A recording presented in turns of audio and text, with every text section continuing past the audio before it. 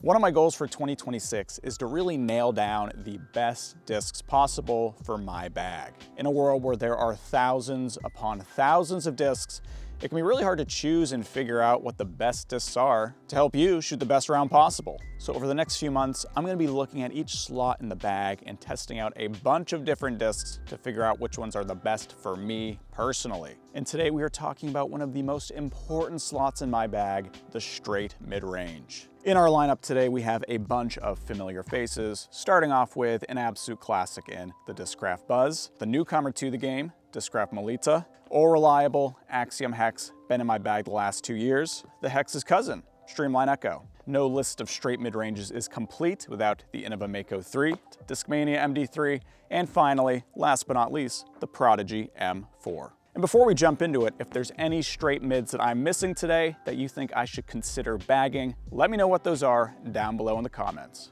Otherwise, let's jump into it. So we're gonna be judging these 7 discs based on 3 categories: stability, glide, and hand feel. So first, let's talk about stability. There's some gray area when it comes to stability and straight flying discs because some people like to throw on hyzer, some people like to throw flat or on anhyzer. While I'm looking for true neutral, I'd rather it be a little bit flippy versus a little bit overstable. So I'd like something I can throw on like a baby hyzer, get to pop up the flat and ride really straight. But at the same time, if I throw it flat, I don't want it to be a turnover disc. Really what I'm just avoiding is a disc that if I throw it on a little bit of hyzer, it's gonna fade out early. Essentially, we just want something that we know is gonna go really straight based on my style of throwing and what's most comfortable for me. Yeah. Melita just holds the line you put it on. Woo, doggy. Holding that line. Tons of glide, very floaty. So flippy. Oh my goodness, I put down a lot of hyzer, flipped all the way up to flat, coming back at the end. Which makes no sense because that is a pretty new Z Buzz, weirdly understable. Now let's talk about our second criteria, glide. I'm looking for a very high glide mid-range. I want a disc that goes far with as little effort as possible, which may seem obvious, but that's really not the case for everyone. Some people like a lower glide disc because they tend to be more predictable and they might help you out with your accuracy. And at the same time, having a lower glide mid-range means that it might not overlap as much with your fairway drivers. For me, I'm like the complete opposite though. I throw my putters so much that I want a high glide mid-range that isn't gonna overlap with all my throwing putters. Ooh, dang. That was so close to going in. So for shorter holes, I can throw my throwing putters, but if I have a longer straight shot that I need, I can bust out my really high glide mid-range. As with everything in this video, definitely comes down to personal preference, but for me, having a mid-range that I can count on for like a 300-foot tunnel shot is super important. Nice and straight. Nice little skip up to the basket. Now our third and final piece of the puzzle is hand feel. Very important.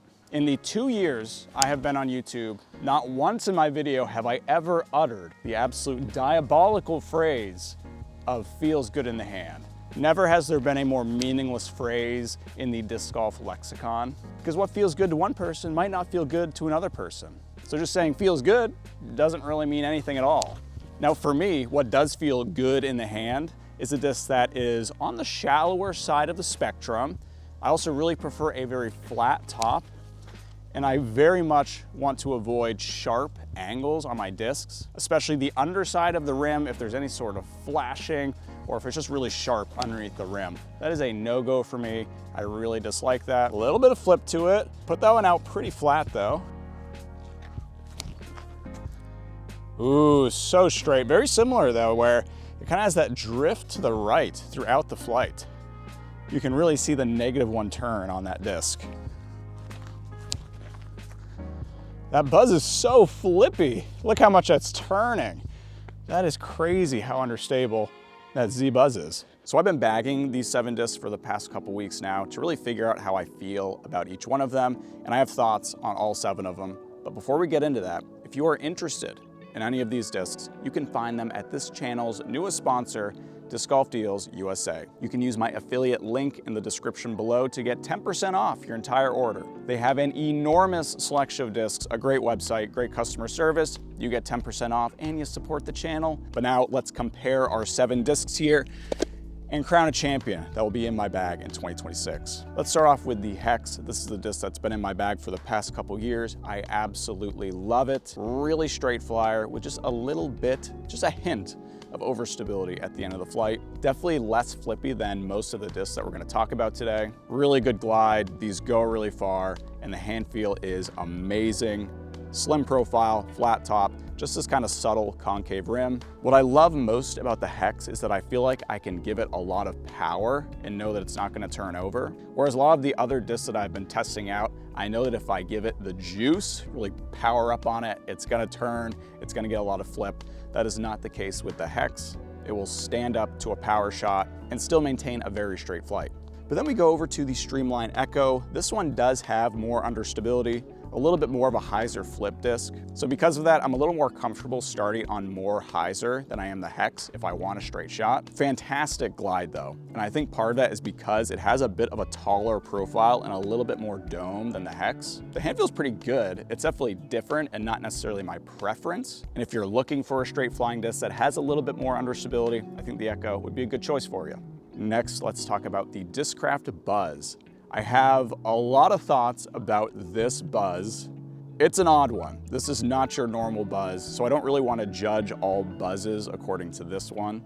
Bizarrely understable. Especially weird because this one's almost max weight. It's not quite 180, but it's in the 170s somewhere. I own like 4 buzzes, so I'm pretty familiar with the mold in general, and most of the time, I feel like they start out a little bit more overstable.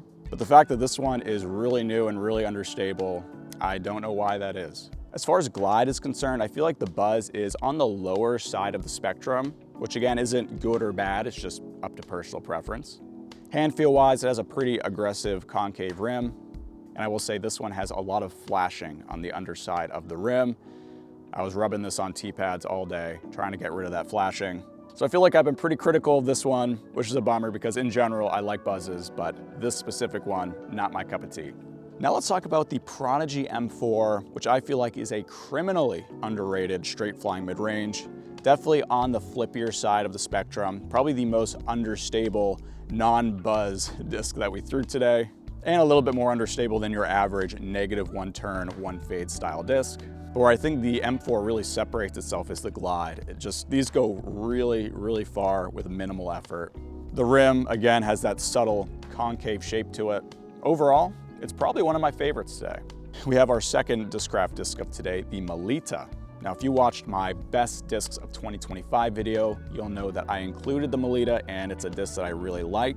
And the more I throw it, the more I love this disc. So insanely straight, just a little bit of turn and barely any fade. And because of that, it will really hold any line you put it on. Really far flying. That's, I think, the most surprising aspect of this disc to me. Hand feel is a little weird. The best way I can describe it is that it really feels like a putter. I think part of that is because it has a really small diameter compared to a lot of mid-ranges. Honestly, I like it more than the Buzz. Maybe that's a hot take, but I think the Melita is a fantastic disc. And then we have the Innova Mako 3, probably the most unique disc on this list today. Has this very rounded profile, and where a lot of the mids that we tested today had a concave rim, this one is almost a little bit convex. Maintains that slim hand feel with the really flat top. And I think those characteristics really lend itself to the fact that this is an extremely high glide point and shoot disc. These fly so obscenely straight. And I love the fact that the angle that I started on is the angle that I know it's going to hold throughout the flight. So I can start on anhyzer and get that turnover shot and know it's not going to fight out at the end. I do find this disc can be a little bit finicky at times. Like if you have any sort of flutter on your release, I think this disc is a lot more affected by that and just by general form inconsistencies than your average disc. And then finally, we have the Discmania MD3. This disc reminds me a lot of the Hex, where very straight flight, but a little bit of fade at the end. I have thrown MD3s a ton throughout my life. especially back in like 2022, 2023, I was a big MD3 thrower. This specific disc is a little bit old, so it's kind of beat up, so the shots that you saw with it today are a little bit more understable than I would expect from a brand new, fresh MD3. Like the Hex, I think the glide is very solid and the hand feel is very agreeable, or again, you got the flat top, slightly concave rim. One unique shot that I find myself always throwing with this disc for some reason is like a panning forehand shot, where I just throw that forehand kind of gently if I need to get out and around some obstacles, and I know it's just gonna pan throughout the end of the flight. And I think because it has that little bit of extra overstability and bite at the end, it really lends itself to that style of shot. Not really the type of shot I'm evaluating these discs based on, but kind of a cool scrambling tool that I found very useful for the MD3. So before we crown a champion, let me know down in the comments what your favorite straight flying mid-range is. In third place, Axiom Hex. Lovely disc, been throwing it for a long time. In second place, Discraft Melita. Such a good release this year. Discraft absolutely crushed it. Tons of glide, goes so straight. But my favorite of the bunch is the Innova Mako 3. Welcome to the bag, sir. I am happy to have you here. Such a straight flying disc. It is the definition of neutral.